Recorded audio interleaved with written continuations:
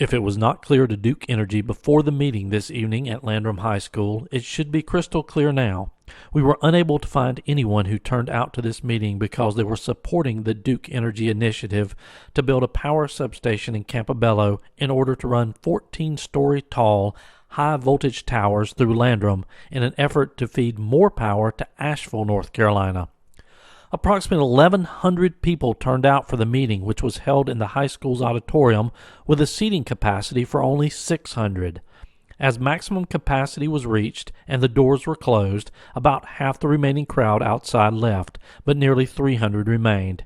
Even if they couldn't get inside, they wanted to sign the roster so Duke Energy would know they were here. I understand, I didn't know it at the time, but I understand that there's a lot of people here that they want to let Duke know that they were here. Right. So what they have agreed to do is let people in 6 at a time to sign the roster that, hey, I was here.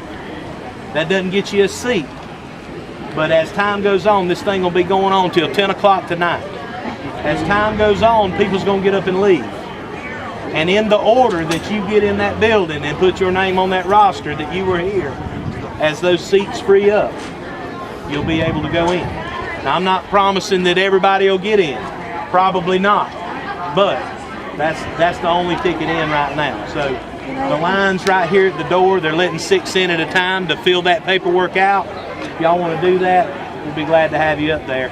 We're just trying to keep order, trying to keep everybody as comfortable as possible. Can I ask a question? Yes, ma'am. If we could have you, Chief, out here with some of these sign-in sheets, so some of these people who can't stay can get registered. I mean, you could stand right there and I sign my name, and you'll know that I'm just nobody's double dipping or anything. Can they not just do that? Can't we do that? Well, what they're doing all that inside because, and I'll tell you why.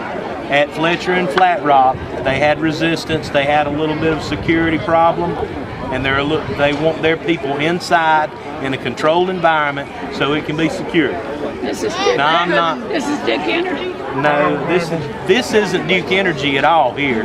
This is the public service. The officers taking clipboards and just because we're trying to keep it in order so that as seats. we don't want to go in. Okay. Let me see. Let me see if I can get a roster of people that don't even want to come in. Hey, I'll work on it. You the man.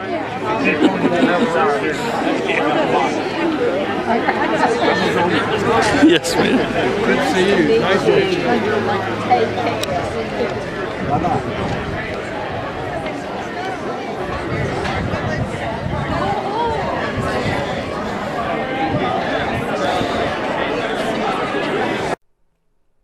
The crowd of people gathered in Landrum this evening, both inside and those outside, were all very passionate and carried the same message, that Duke Energy should utilize existing right-of-ways and not litter their landscape with new development. Several legislators were there to help with their constituents' needs, including State Senator Tom Corbin. I am not convinced, based on anything that I have been told, that this project is actually needed. I have heard it is for possible future expansion in the Asheville area. I do not believe it will benefit South Carolinians nor the constituents that I serve.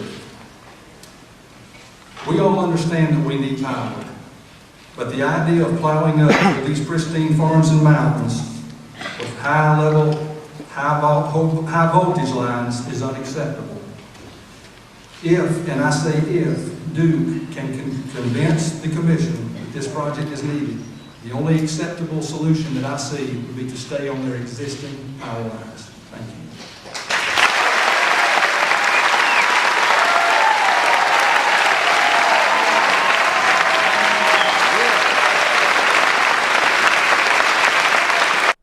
And Mike Burns. I'm Mike Burns, representative from District 17, South Carolina House. That's northern Greenville County. And I have not had one single constituent out of thousands of constituents. I've got about 39,000. I have not had one phone call in favor of this project. And nobody has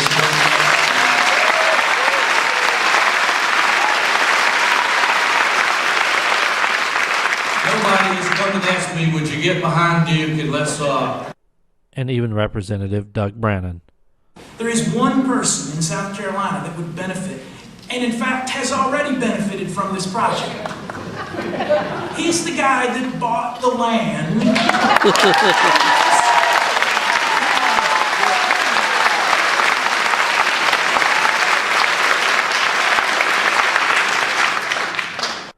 Despite some individuals attempting to get in his way, Senator Tom Corbin has put forth effort in hopes of derailing this project.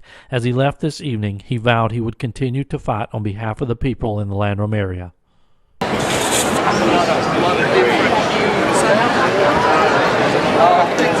over now.